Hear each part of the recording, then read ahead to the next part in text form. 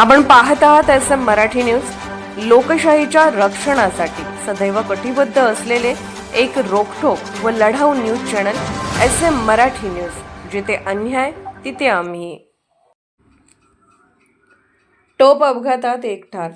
कोल्हापुरातून पुणे बेंगलोर राष्ट्रीय महामार्गावरून आपल्या गावी रेटरे बुद्रुककडे जाणाऱ्या मोटरसायकलवरील पती पत्नी ना भरधाव कंटेनरने धडक दिल्याने कंटेनरच्या चाकाखाली येऊन मोटरसायकलवरील 25 वर्षीय श्वेता अक्षय चव्हाण यांचा जागीच मृत्यू झाला, तर त्यांचे पती अक्षय चव्हाण गंभीर जखमी झाले।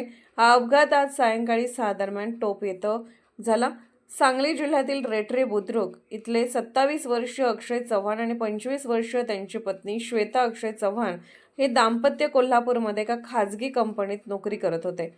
नेहमीप्रमाणे सुट्टी झाल्यावर ते आपल्या मोटरसायकल क्रमांक MH10C0856 वरून पुणे बेंगलोर राष्ट्रीय महामार्गावरून आपल्या गावी रेटरे बुद्रुक येथे निघाले होते। ते 6च्या दरम्यान टोप इथल्या महाडिक वसाहतीसमोर आले असता पुण्याच्या दिशेने जाणारा भरधाव आयशर टेम्पो क्रमांक MH149144 ने त्यांना जोराची धडक दिली। यामध्ये मोटरसायकलवरील श्वेता चव्हाण या चाकाखाली सापडल्या। आयशर त्यांच्या अंगावरून गेल्याने त्यांच्या शरीराचा अक्षरशः चेंदामेंदा झाला होता, तर अक्षय चव्हाण हे देखील गंभीर जखमी झाले। धडक देऊन आयशर चालक पळून गेला होता।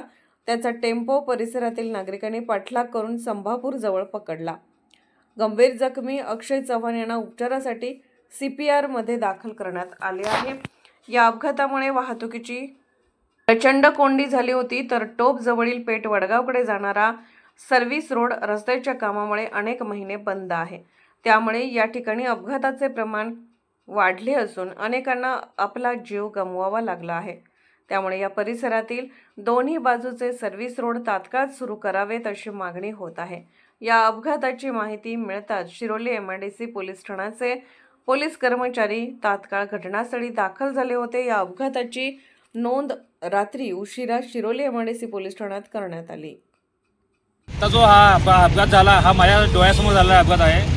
हा अपघात जर बघितला असता तर तुम्ही म्हणणार की हा असा अपघात आणि या प्रशासनाने आजपर्यंत काय झोपलंय की काय, की या प्रशासनाने काय केलं की रोड जो आहे या रोडच्या साईडला कॉर्नरला एका व्यक्तीची त्याच्या अंगावरून कंटेनर जाऊन अपघात होतोय आणि हा असा अपघात जो बघणे हे चुकीचं आहे लोकांना पण। आणि प्रशासन ह्याच्यामध्ये काय झोपलेलं आहे काय, प्रशासन काय झोपलेलं आहे काय।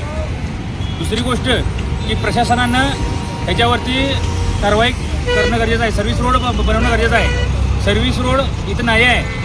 सर्व्हिस रोड मग इथं 2-2 किलोमीटर रांगा लागत आहेत।